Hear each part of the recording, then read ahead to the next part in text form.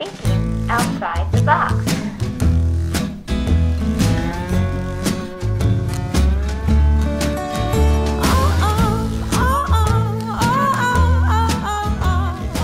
I've learned that leading small groups for adults is not different than leading small groups for junior hires.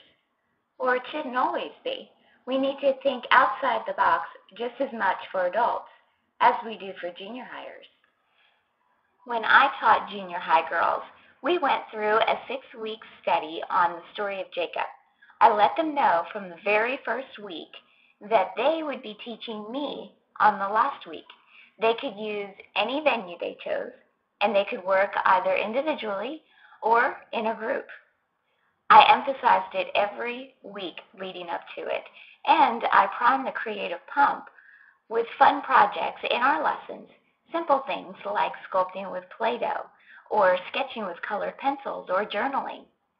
With all of that emphasis, I'm not sure why then I was completely surprised when every single girl in the group participated. And what's more is they got it. They got the message and the theme of Jacob.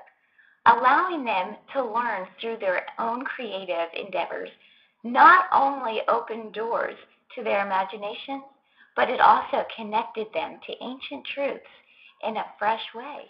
Somewhere along the line, we stopped thinking of art class as a part of our daily lives. The trick is to help your adults in your small group to unlearn the lessons we've been taught. Things like, well, you're not an artist, or you can't do it, or it's not practical, or you don't have the time, or you'll look stupid. Some things don't change from junior high. In my small groups, I've taken much the same approach with the adults as I did when I was leading junior hires. If I give these adults the same chance to be creative, will it affect them the same way it affected the junior high girls? I thought I'd give it a try. I let the group know from the very beginning that this creative project would be an integral part to their learning experience. After all, if we are to fully live out the Imago Dei, we need to practice the creativity of our Creator. And it gives us a chance to stop our busy lives and worship Him. I made sure to give the group plenty of ideas without limiting them.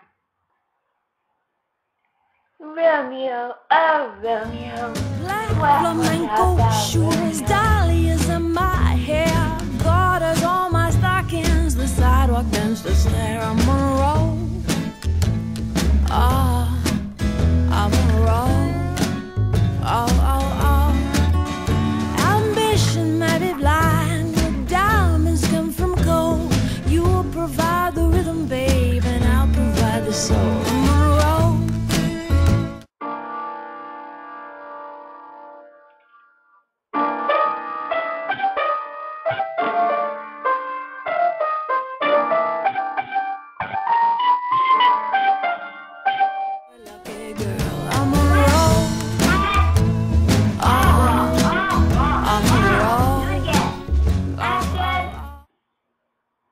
Every week I asked them about it.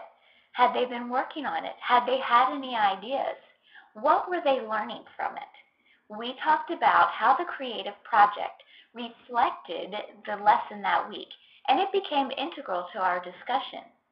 Along the way, we sometimes did small projects in the group together, things like collage or colored pencil sketches or sidewalk chalk or journaling.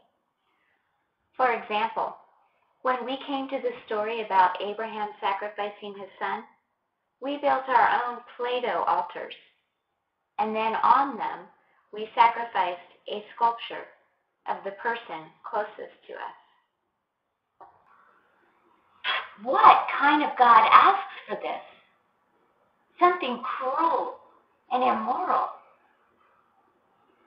This is not just giving up a morning of sleeping in order to go to church on Sunday. This is not just giving up TV for Lent. This is slaughter. This is murder.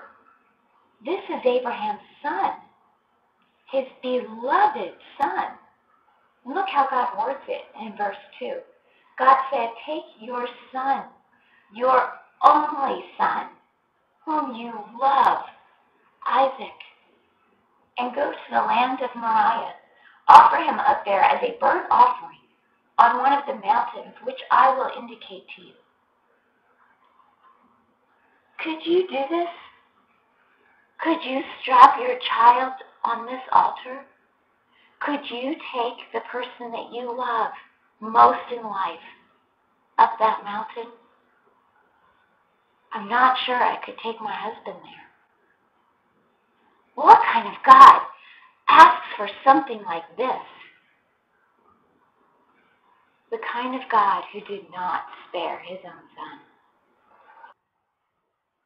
Working on these together helps get the creativity going, as well as alleviating some of the fears, especially after they saw some of the stuff that I did. What can I say? I'm a writer, not a sculptor. At the end of our 6-week series on Abraham and Sarah, we had a celebration dinner. It was time to show off our projects and explain how they reflected our journey the past 6 weeks and our living interaction with Scripture. It was beautiful.